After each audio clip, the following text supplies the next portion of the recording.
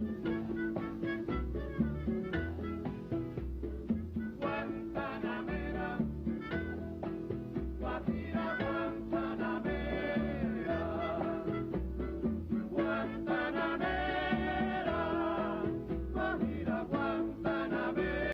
Bienvenidos a Son Cubano, un programa del Consejo para la Transición Democrática en Cuba, un espacio de información y reflexión sobre el pasado, presente y futuro de la isla.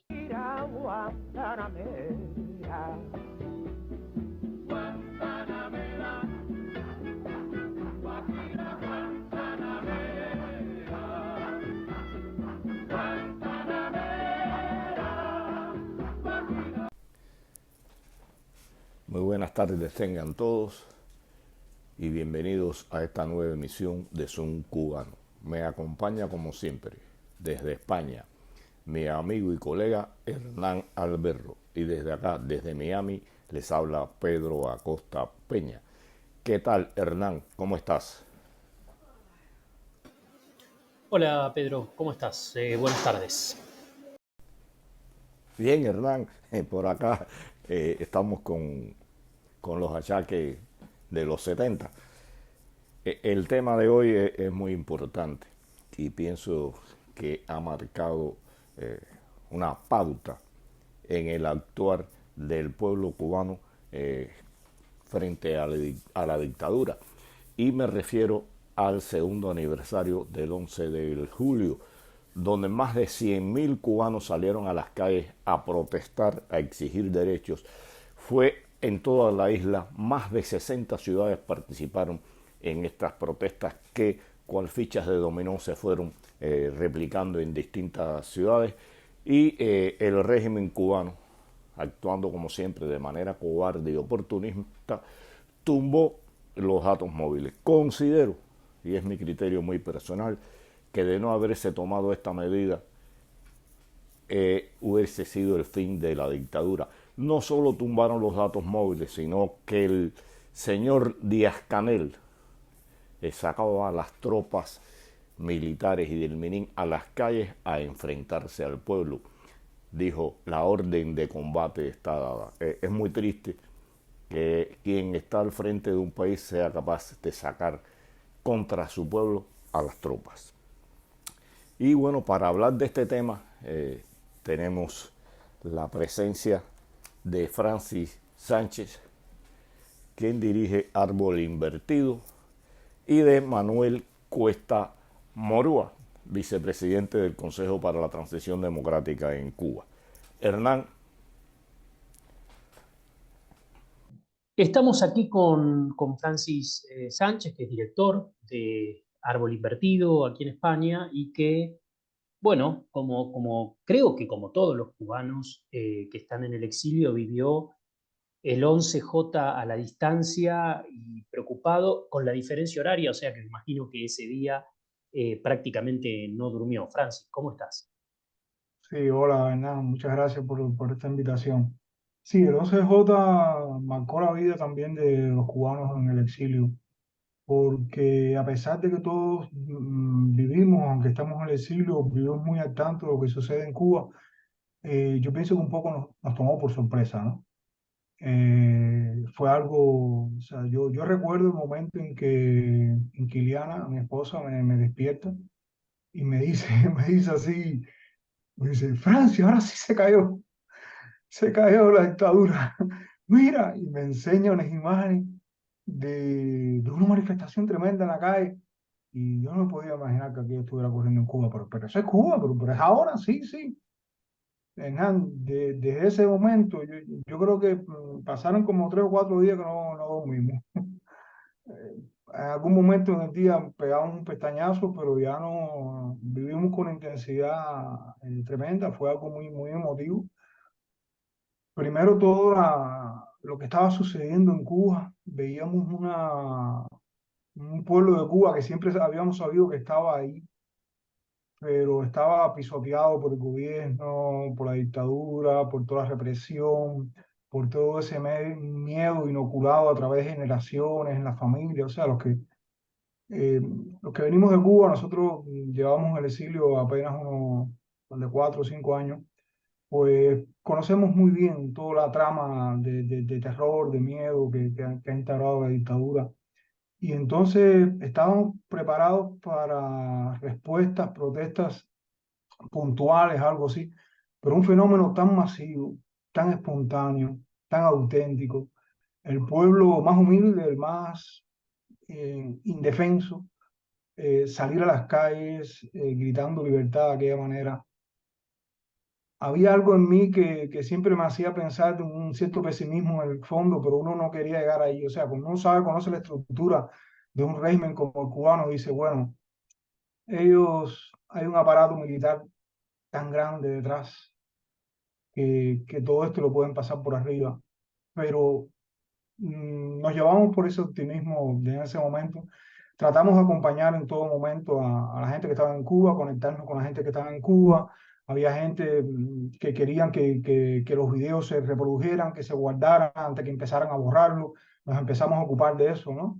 Las directas que se estaban haciendo, tratar de guardarlas, copiarlas, compartirlas, descargarlas, empezar a reproducir todos esos materiales, conectar con personas porque había lugares que eran más visibles, ¿no? Lo que estaba pasando en La Habana, pero había otros municipios donde nosotros conocíamos, teníamos amigos y también estaban sucediendo, nos ponían al tanto y bueno, tratábamos también de ofrecer la posibilidad de conectarles, informarles ellos mismos, porque también de pronto, bueno, en fin, fue una vorágine tremenda. Yo pienso que para los cubanos nos tomó positivamente por sorpresa, y yo pienso que fue un antes y un después. O sea, el colapso, han habido muchos colapsos que han sido irreversibles para el comunismo, para el sistema totalitario en Cuba, de los cuales no se han podido reponer y de los cuales se han adaptado con otros sistemas de represión y subsistencia, pero que les ha obligado a renunciar a determinados discursos utópicos,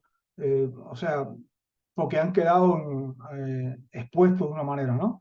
Y han tenido que acudir a la fuerza bruta, y en ese sentido el régimen se ha ido desmontando por etapas. Y yo pienso que igual que ocurrió un colapso en los años 90, los años del periodo especial, donde la autonomía de las personas frente al Estado, la capacidad de subsistencia frente al Estado quedó puesta en evidencia, el Estado como un patrón que no podía controlar nada ni podía asegurar la subsistencia. Yo pienso que igual en este 11 de julio, con estas grandes protestas, ocurrió un colapso del cual no se han podido reponer más.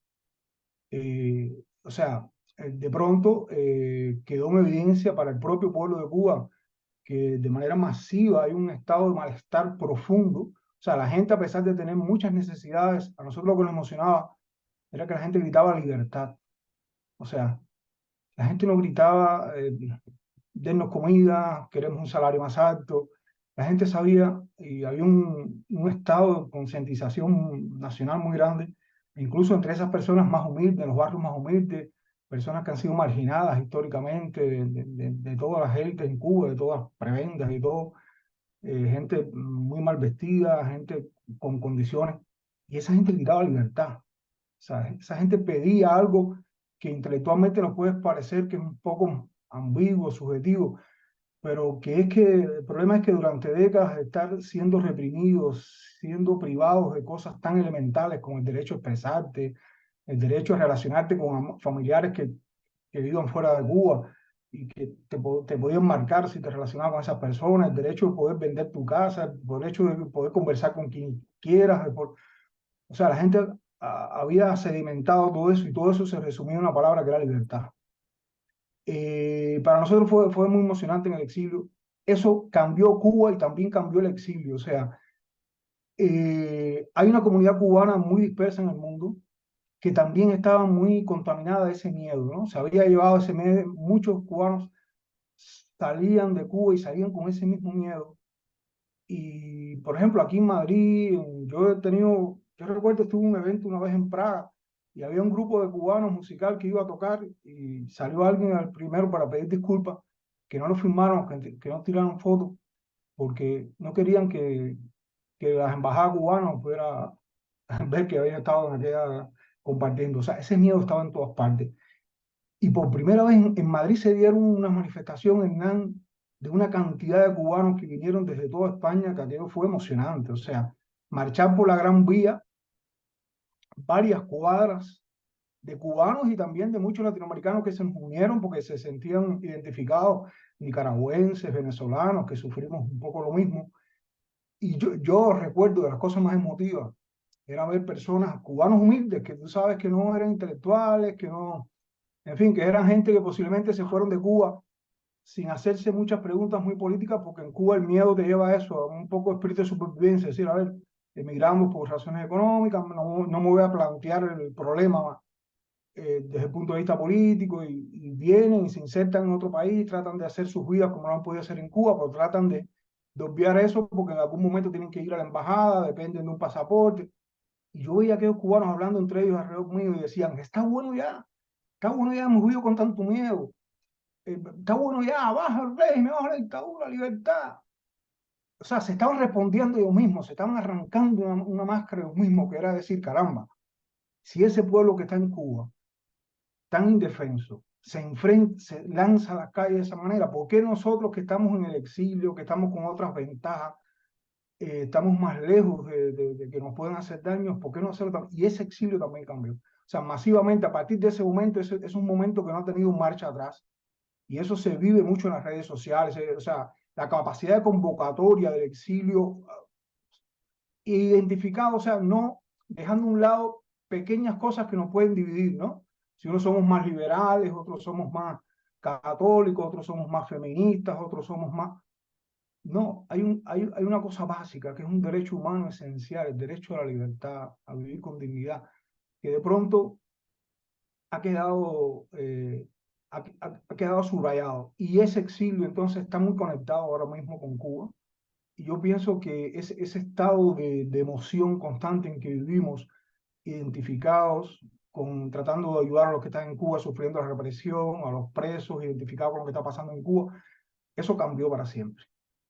El régimen puede durar unos años más, pero esa situación de la conciencia del cubano a nivel nacional, y no solo me refiero a la isla, sino a como comunidad en todas partes, yo pienso que o sea, alcanzó unas cotas que no, de ahí no ha bajado. Y eso fue gracias a lo que pasó el 11 de julio, porque todos los fenómenos que venían del movimiento San Isidro, de movimientos puntuales, a veces un poco más artísticos, a veces muy poco políticos, de pronto todo eso cuajó con un fenómeno que va más allá de lo político, va más allá de lo cultural, de lo intelectual, de determinados procesos de racionalizar, ¿no? La dictadura, va de un sentimiento.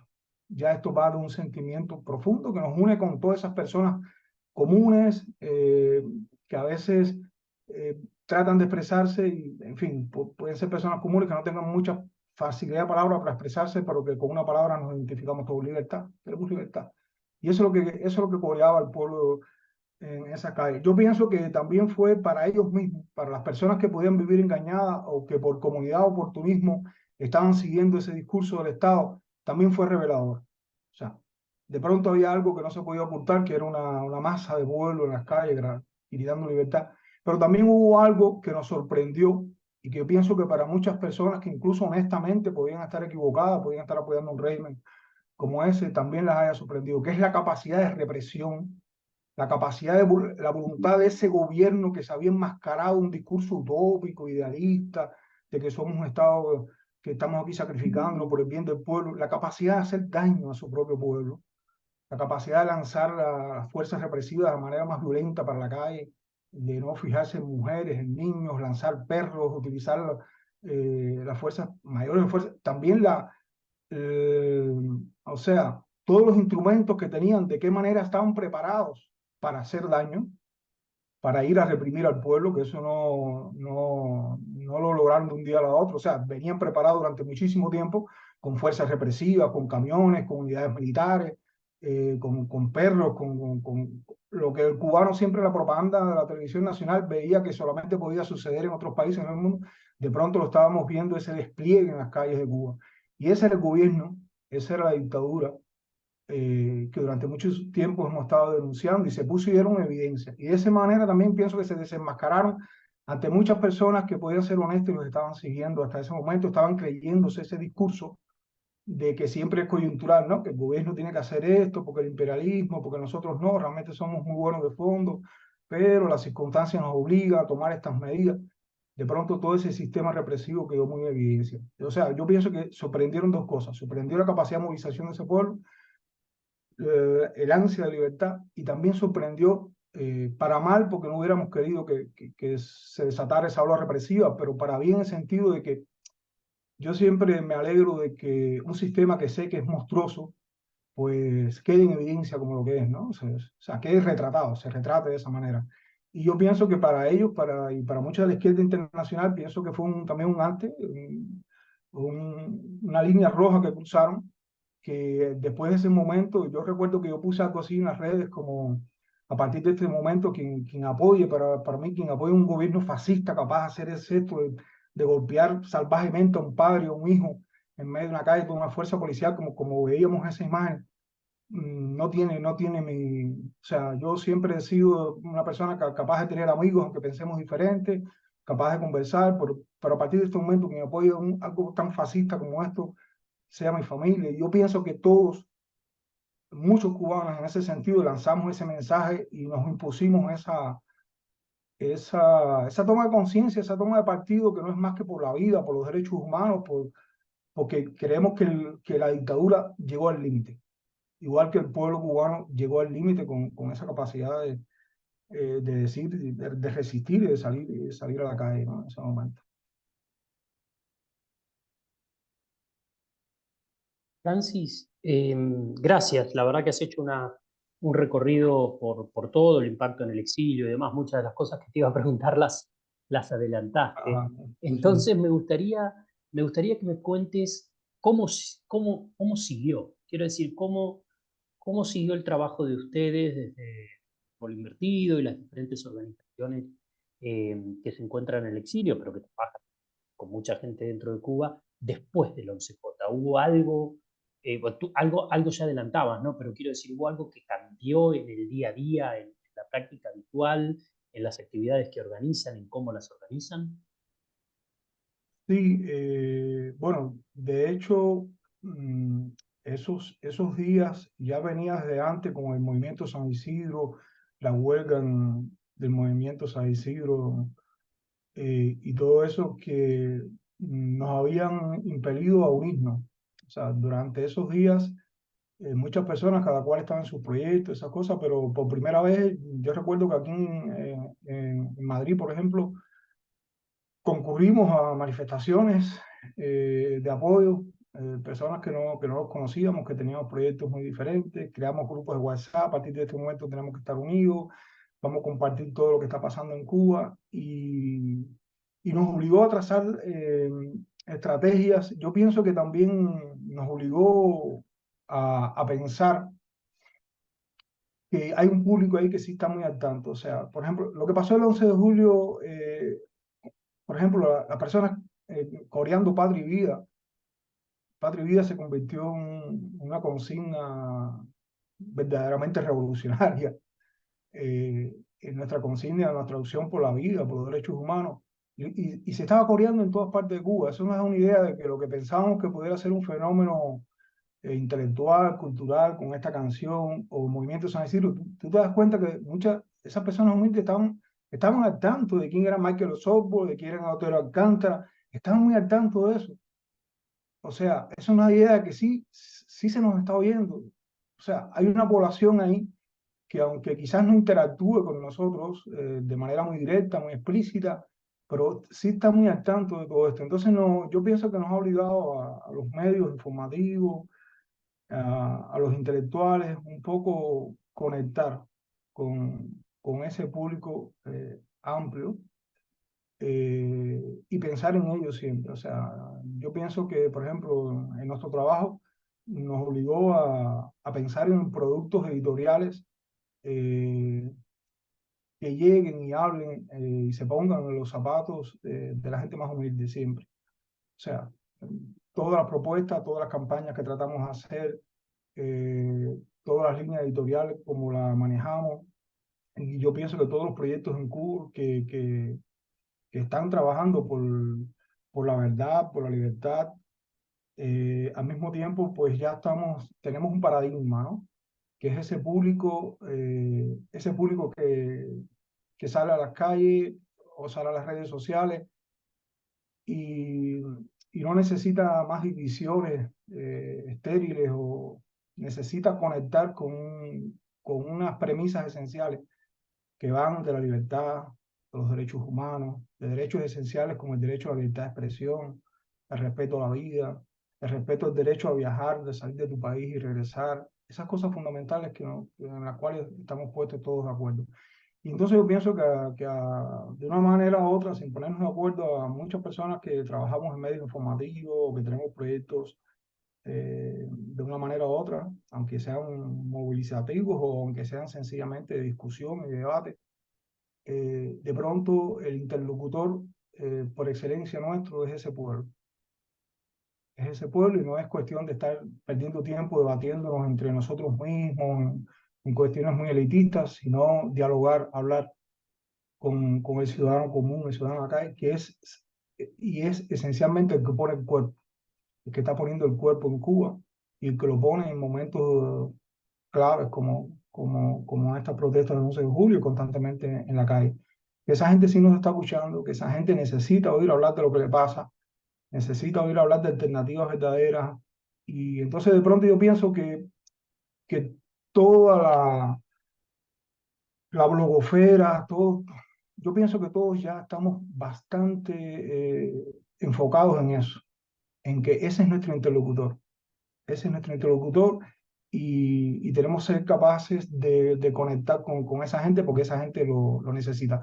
No es, o sea, a veces creíamos que había un pueblo perdido, un cierto pesimismo del cubano, ¿no? Propio de tantas décadas, arrastrar un totalitarismo que no logramos quitarnos de arriba y de pensar que, bueno, a veces negativamente alguien dice, bueno, cada país tiene el gobierno que se merece, cada pueblo tiene las dictaduras que se merece o cosas así y saber que nuestra tragedia es quizás peor porque no nos las merecemos. Tenemos un pueblo como ese que salió a las calles, como ese que está preso por miles, como una poeta.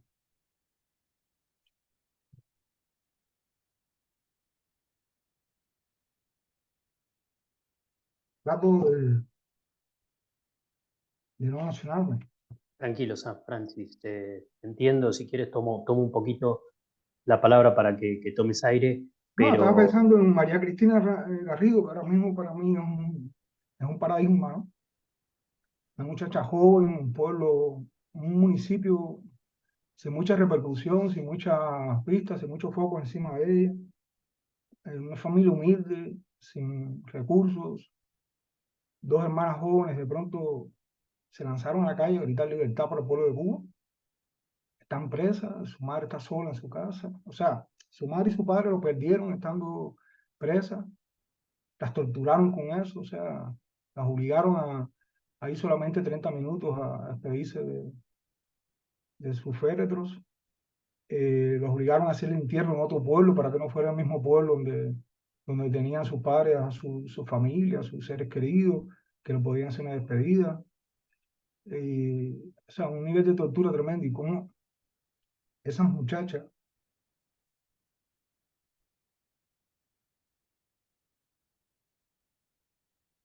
con esa fuerza, eh, no se dice, ¿de dónde sacan tanta fuerza para estar tan solas en una cárcel, bajo ese aparato represivo?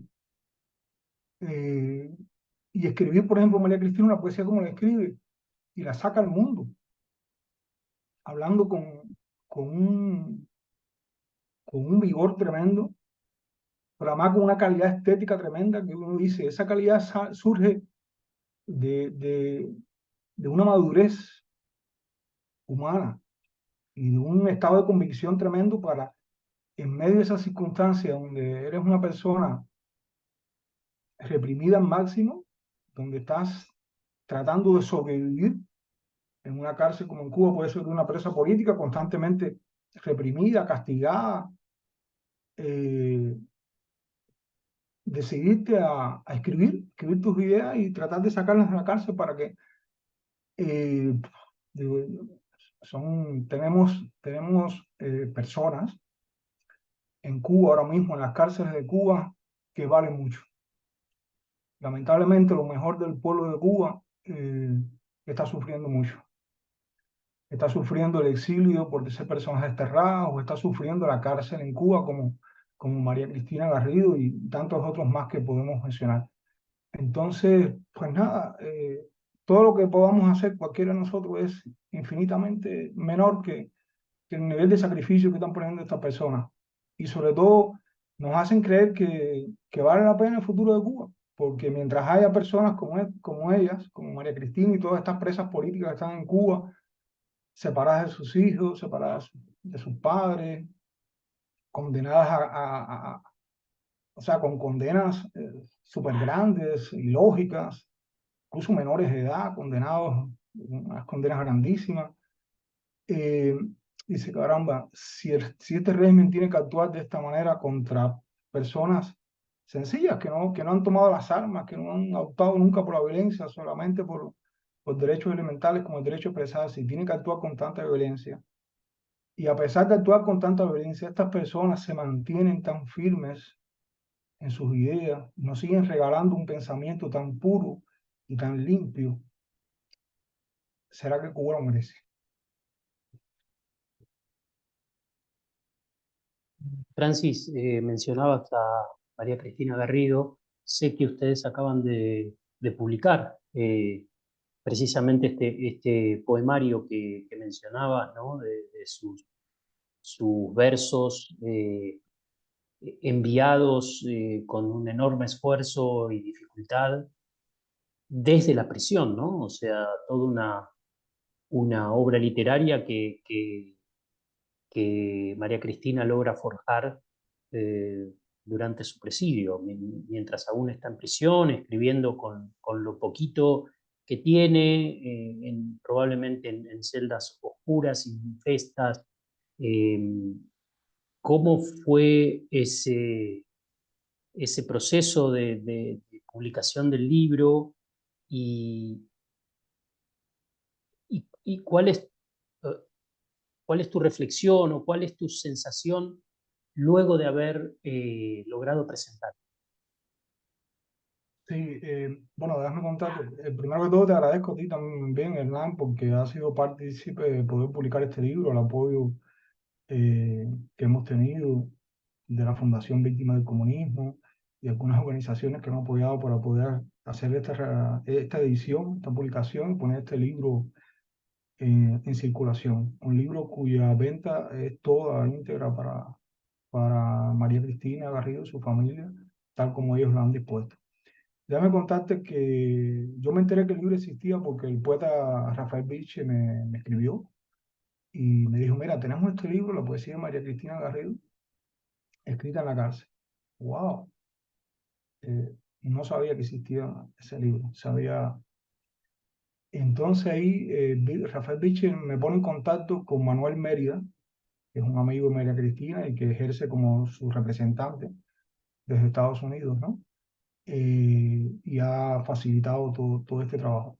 Y bueno, Manuel Mérida pone en nuestras manos el original de este libro y Orlando Luis Pardo Lazo ya tenía conocimiento de este libro, había escrito un excelente prólogo y empezamos a trabajar en toda la edición del libro y a partir de ahí ya me fui comunicando con Manuel Mérida y me fue poniendo al tanto de todo el proceso del libro. Y así es como puedo contar ahora que esta es la poesía escrita por María Cristina en la cárcel, pero que ella pudo empezar a escribir más de 300 días después de estar presa. O sea, ella cuenta que durante los primeros 300 y pico de días, ella emocionalmente no podía intentar escribir, estaba muy ocupada, como me decía Mérida, de tratar de sobrevivir.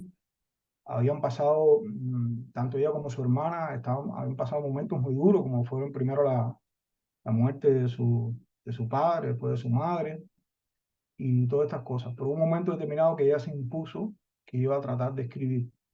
y entonces de una forma u otra, porque hay que tener claro, a ellos no tienen condiciones para escribir en la cárcel, no se les permite escribir. O sea, estos poemas eran escritos en contra de la voluntad de sus carceleros, ¿no?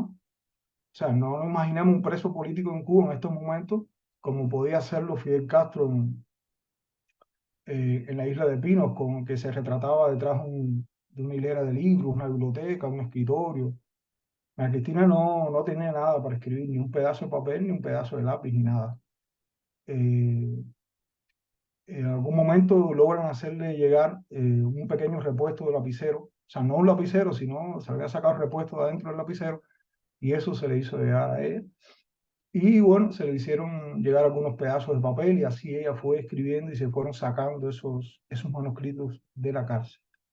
Y cada vez que se lograba sacar un pedazo de papel, un manuscrito, pues se le sacaba copia inmediatamente. Incluso Manuel me cuenta que muchos eran casi ilegibles porque habían sido, imagínense usted en qué situación podía estar escribiendo, oculta en una esquina, sin luz, casi sin tinta, tratando de aprovechar al máximo el área de papel que podía escribir y todas esas cosas. Pues entonces esos pedacitos de papel se fueron sacando y se fueron escaneando, se fueron guardando y así fueron saliendo hacia afuera de Cuba, a Estados Unidos. Manuel Mérida pudo transcribirlos, pasarlos a computadora y así se fueron reuniendo estos poemas, guardando estos poemas hasta que ella misma le dio forma a un libro, ¿no? Con todos esos poemas. Y así se armó el libro Voz Cautiva, que nosotros hemos tenido la suerte de publicar y de presentar ahora aquí en Madrid, publicado por Ediciones del Linde. Y yo tengo que decir, y en la presentación que tuvimos del libro acá, estuvieron algunos poetas también como Catherine Bisquet, Gleivis Coro, Ileana Álvarez fue la presentadora, Ana Rosa Díaz, también otra poeta. O sea, hubo un recital de poetas cubanas donde leyeron poemas de María Cristina. Antes habían leído el libro de ella. Tuvo Carolina Barrero también que habló de este libro. Y todos los que estábamos ahí nos preguntábamos, ¿no? ¿Cómo es posible escribir en la cárcel un libro como este? Y decíamos, no sabemos. O sea, yo que soy bastante conocedor de la historia de la literatura cubana, o sea, me he dedicado durante mucho tiempo a investigar en esa área, yo no conozco un caso similar. No conozco que hay en la historia de la literatura cubana. Hay libros escritos sobre la experiencia de haber estado en la cárcel, muy buenos. Hay textos escritos desde adentro de la cárcel, políticos, discursos, más o menos, algún poema, algún que otro poema.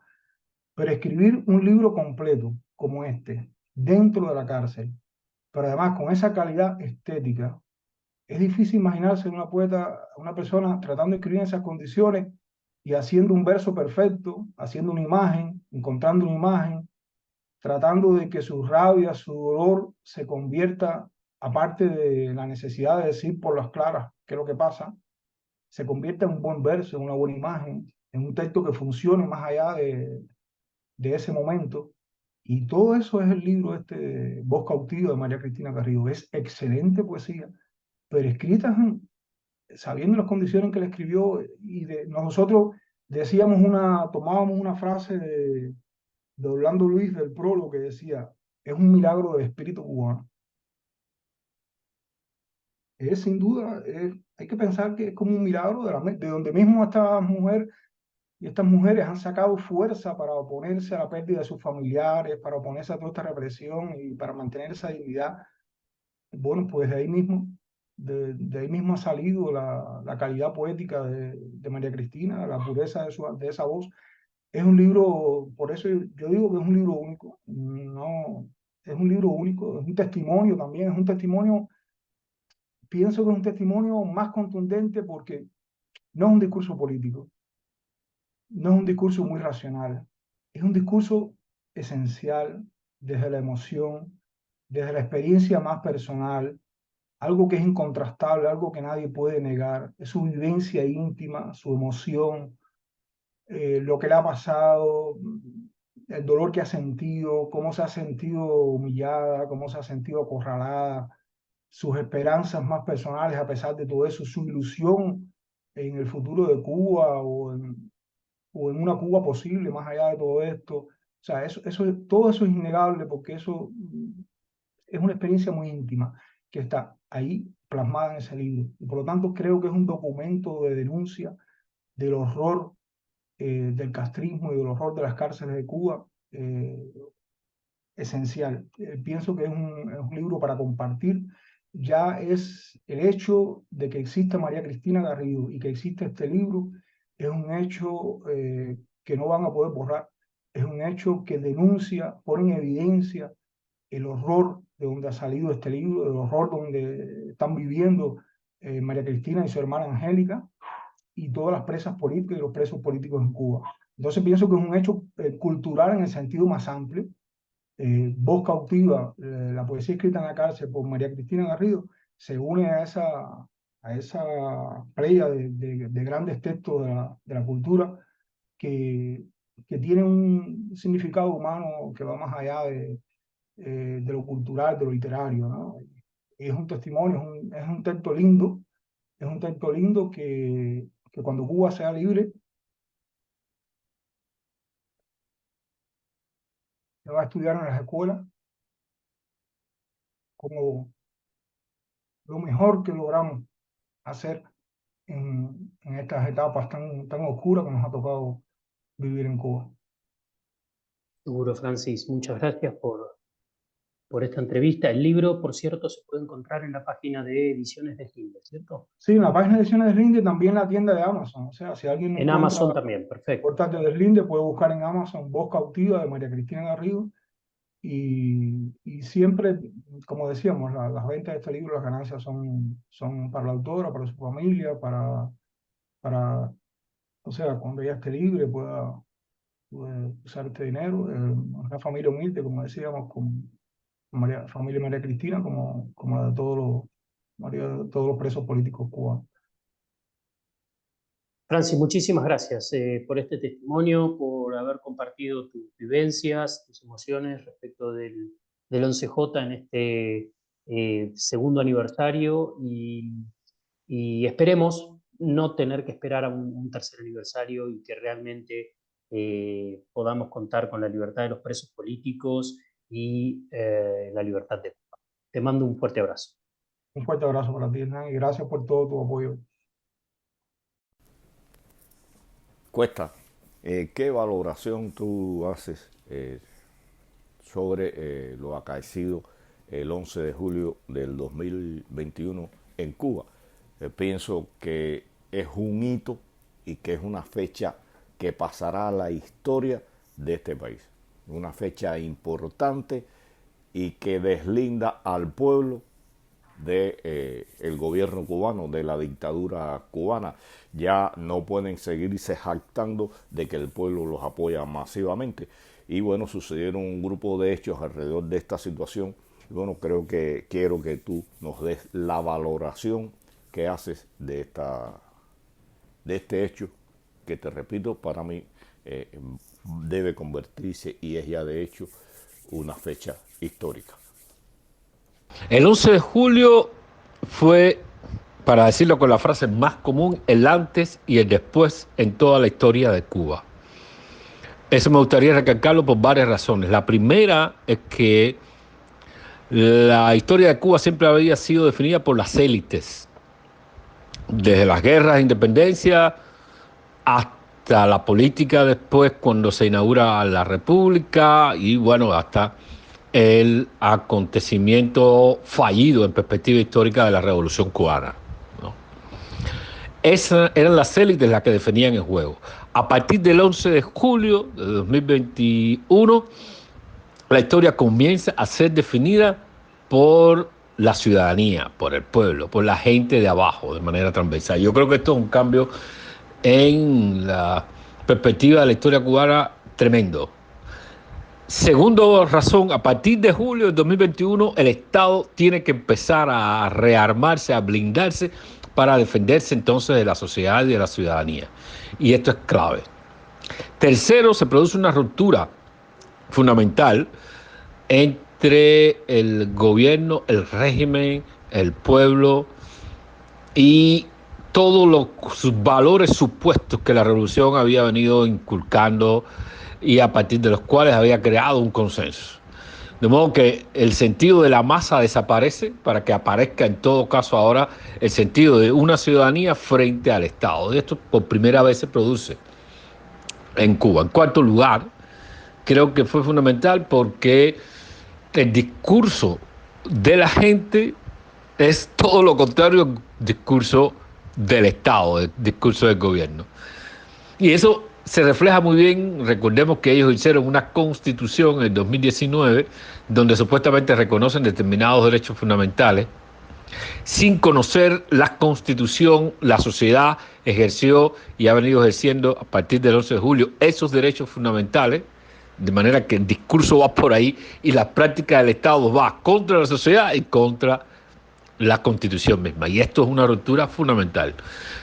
Creo que en quinto lugar es clave entender que ya la ciudadanía se pone frente al Estado, ya hay lo que llaman una relación por primera vez de contrato entre Estado y sociedad. En la medida en que me des, respondo. Si no me das, te contesto. Y eso es también un punto fundamental. Y creo que en la perspectiva histórica, la posibilidad de la democratización se abrió a partir del 11 de julio desde abajo de la ciudadanía, en unas manifestaciones que fueron por primera vez en todo Cuba. Nunca, ni siquiera en la guerra de la independencia, toda Cuba estuvo involucrada en ella. Con la revolución, por supuesto, no todas las ciudades estuvieron involucradas, eso lo sabemos. La república tampoco. Por primera vez se extiende y por primera vez también es transversal. Es decir, desde las clases intelectuales, académicas, profesionales, gente ama de casa, jóvenes, viejos, blancos, negros, pobres, menos pobres, porque ricos aquí hay muy pocos, solo se recogen o se resumen o reducen al 0,10% de la élite, que es la que tiene el control del poder. Por lo tanto, yo creo que el 11 de julio de 2021 es un acontecimiento rompedor para la historia de Cuba. Y culmino en esta respuesta con digamos, el siguiente comentario, la siguiente reflexión. Por primera vez en la historia de Cuba, la gente que participó en los acontecimientos puede narrar la historia. Y esto es fundamental. Todavía hay por ahí esa tendencia que es natural, obviamente, de académicos, historiadores, politólogos, intelectuales, a contar el 11 de julio. Pero esa historia es mínima, la historia profunda, la intrahistoria la pueden contar todos y cada uno de los que participó. Y yo creo que esto es una tarea pendiente, que en algún momento hay que hacerla, la de convocar a que todo el mundo cuente qué estaba haciendo y qué estaba pasando y cómo participó, cómo vivió el 11 de julio de 2021. Y eso es fundamental para rehacer la historia. Yo creo que por primera vez la ciudadanía del pueblo puede contarse a sí misma, narrarse a sí misma, independientemente del Estado. Esto ha venido sucediendo, pero para mi gusto, aunque soy también intelectual y académico, pero para mi gusto todavía está controlado y monopolizado por el sector intelectual. Te voy a leer algo que dijo Bruno Rodríguez Parrilla, el canciller cubano, hace unos días. En su cuenta de Twitter lo puso. El secretario Blinken conoce bien que, habla dos o tres cosas más y termina diciendo, y del involucramiento de los EU en los sucesos del 11 de julio del 2021, disfrutamos de un país estable y pacífico. O sea, él dice que Estados Unidos estuvo involucrado en los hechos del 11 de julio del 2021 y que a pesar de ello, Cuba es un país que disfruta de paz y es un país pacífico. Y bueno, a veces da gracia, como siempre los Estados Unidos aparecen como el totí, que todo lo que sucede en Cuba está inducido por ellos. De aquí te haré dos preguntas de esta intervención de Bruno, de este tuit de Bruno. Pero bueno, la primera es que ¿crees que realmente los hechos que se sucedieron el 11 de julio estuvieron dirigidos y estaba involucrado el gobierno de Estados Unidos? ¿Crees tú que fue un hecho organizado? Vale la pena contestar digamos, contestar y de alguna manera desmentir esa afirmación. A mí siempre me resulta complicado jugar y contestar a partir de los términos que el gobierno cubano pone y la discusión, no sé, las pautas de la discusión, siempre el gobierno cubano las quiere llevar a su terreno y hay en determinadas circunstancias me resulta difícil hacerlo. Esta es una de ellas, pero de todas maneras te voy a contestar, diciéndote que sí, y reduciéndolo al absurdo, si el gobierno de los Estados Unidos tiene tal capacidad de movilización de la propia sociedad cubana al interior del país, yo creo que el gobierno cubano debería haber recogido realmente e irse. A partir solo de esa constatación que se reduce y se explica y se niega por sí misma. La espontaneidad de las manifestaciones es la primera muestra, la primera prueba de que era imposible que fuera organizada no solo por los Estados Unidos, ni siquiera por la oposición al interior de la isla. Y no sé si las revoluciones populares y pacíficas organizadas por el gobierno norteamericano no habrían triunfado, no habrían sido llevadas al puerto del éxito sobre que supuestamente se diseña la política norteamericana cuando se entromete, entre comillas, en asuntos internos de otras naciones. Habrían mostrado demasiada incapacidad para haber fracasado de alguna manera en la pretensión de derribar al gobierno cubano. En realidad, esto respondió a una serie de circunstancias, entre las cuales las fundamentales, me parece a mí, es que el gobierno cubano leyó mal la ruptura que ya generacional que ya se venía produciendo desde los años 90. Se abrió un abismo en la ruptura generacional, primero al interior de la misma generación y ya después a partir de los años 2000 entre los que nacieron en esa fecha y fueron creciendo, fueron madurando y a la altura del 2021 ya tenían 20 años, 25, 30 o 35 años. Esa ruptura generacional que es fundamental para entender las manifestaciones del 2021, pues es la que explica fundamentalmente por qué la gente salió espontáneamente a las calles. Esa generación no es una generación ideológica, es una generación muy pragmática, es una generación que demanda la satisfacción de inquietudes muy prácticas y muy concretas.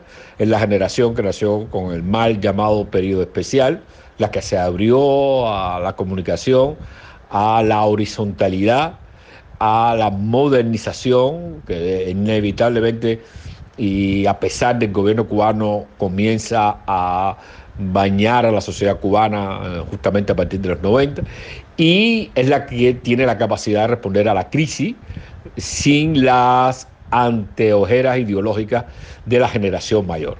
Por eso es que se produce esas manifestaciones en 2021 que nada, por supuesto, tienen que ver en su propia espontaneidad con algo diseñado desde los Estados Unidos. No hay una prueba más allá de que el gobierno cubano tiene como prueba de su acusación la acusación misma frente a los Estados Unidos y frente a la sociedad cubana y a la oposición y al movimiento disidente dentro de la isla. Bien, Cuesta, como te dije, de este tuit de Bruno te iba a hacer dos preguntas. Y escucha, te repito el final, dice que a pesar de todo, ahí entra Bruno, disfrutamos de un país estable y pacífico. Sabemos cuán falaces son los personeros del gobierno cubano y cuán cínico es el canciller cubano al expresar lo que en el país sucede. ¿Cómo se vio Cuba este segundo aniversario del 11 de julio? 12 años después, el mismo pavor, el mismo temor del gobierno cubano a la posibilidad de que la sociedad cubana espontáneamente tomara la fecha del 11 de julio no solo para celebrar, conmemorar, rememorar, sino también para expresar su malestar frente al Estado y de nuevo manifestar sus inquietudes y sus demandas de liberación, de respeto a los derechos humanos y de mejora de su situación económica y su situación social. El gobierno cubano tenía un pavor inmenso. Lo que hizo fue pues militarizar la ciudad, sitiar a un número importante de activistas y disidentes, entre los que me encontraba. A mí el sitio me lo pusieron el lunes a las 10 de la noche y lo tuve justamente hasta hoy en la tarde. Bueno, luego ocurrió una circunstancia específica que no creo que sea, que te contaré fuera de estas respuestas para el programa, pero que duró como 4 días. Hoy vi que Camila todavía tenía un sitio igual, de la misma temporalidad mía, y esa fue la respuesta del gobierno cubano. Movilizaron a los trabajadores a sus centros de trabajo, siempre, por supuesto, creando pánico innecesario. Se les debería aplicar la ley penal al gobierno cubano por crear el pánico entre los trabajadores, diciéndole que probablemente grupos vandálicos intentaran asaltar tiendas, centros laborales, almacenes, etcétera, para tratar de movilizar ese pánico creado por el Estado. De esa manera se expresaron, le recordaron a todo el mundo justamente que hoy era 11 de julio, que esto es algo que ya está sentado en la memoria del pueblo cubano, pero de todas maneras con su postura y su accionar, pues les recordaron a la gente de que para ellos el 11 de julio es una fecha horrenda, es la fecha horrible para el gobierno cubano, porque es la fecha en la que por primera vez en la historia de Cuba el pueblo le contesta al Estado de una manera masiva, extendida en todo el territorio nacional. Y retomando un término que utilicé en mi primera respuesta, de una manera transversal. Yo creo que esto es importante. El gobierno temía que hoy 11 de julio o ayer 11 de julio pues la gente se manifestara, porque recordemos que después del 11 de julio de 2021 siguieron y han continuado las protestas esporádicas, fragmentarias, no coordinadas, en ningún caso, por supuesto, simultáneas, pero han continuado las protestas en distintas regiones del país, en distintos ámbitos de la sociedad cubana. Y recordemos también que en cada momento, y posibilidad y espacio institucional que han tenido los ciudadanos cubanos, se han manifestado frente al Estado. En medio de todo este estallido y posterior a los estallidos sociales han habido votaciones, ya sea por el referendo, ya sea para las elecciones para las votaciones municipales, ya sea para las votaciones a la Asamblea Nacional, y en estos 3 eventos la sociedad, la ciudadanía, le ha dejado claro al gobierno cubano que no le reconoce su legitimidad.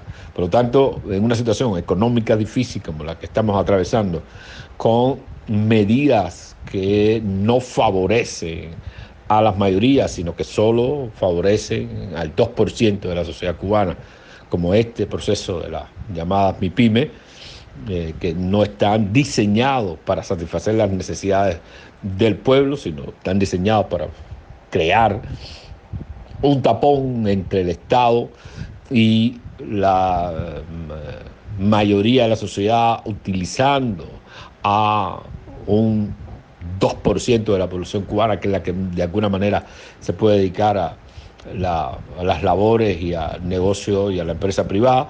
Utilizando ese tapón, las medidas estas no están favoreciendo a las mayorías, están favoreciendo solo a las minorías, y eso ha generado una situación económica mucho más difícil.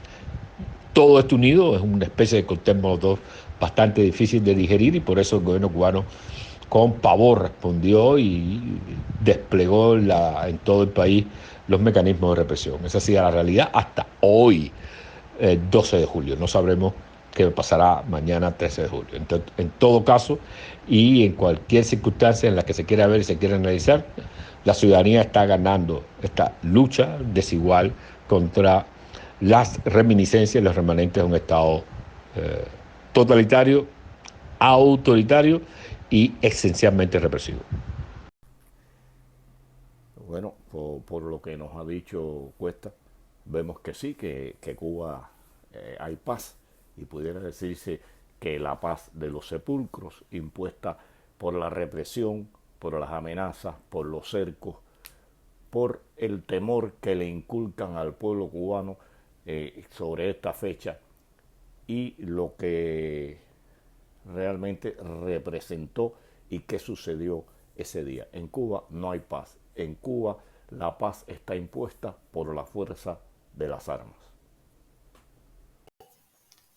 Pedro, nos hemos quedado sin tiempo, como siempre, un programa que nos queda corto para hablar de, como mencionaron tanto Francis como Manuel, una fecha, un segundo aniversario de una fecha que marca ciertamente un antes y un después en la historia reciente de Cuba y quizás en la historia mayúscula de Cuba. Seguramente, como se ha dicho en el programa de hoy, este será un primer paso de rebeldía, un primer paso de coraje de la población, sí, sofocado violentamente por el gobierno, en una muestra, como se ha dicho también hoy, de impotencia, en una muestra de que el gobierno cubano se queda sin recursos alternativos a la violencia para poder controlar a su población. Ya no podremos escuchar más como solíamos escuchar en, en, anteriormente, mucho en América Latina, pero creo que en todo el mundo, que nos decían, bueno, si hay represión, si hay una dictadura en Cuba, si la gente está descontenta, si está malo el sistema, ¿por qué la gente no sale a la calle a protestar? Bueno, salió. Y muchos de ellos siguen aún en prisión. Pedro, gracias por este programa y nos vemos pronto en el próximo programa de Zoom Cubano para seguir tratando de entender la realidad de este país.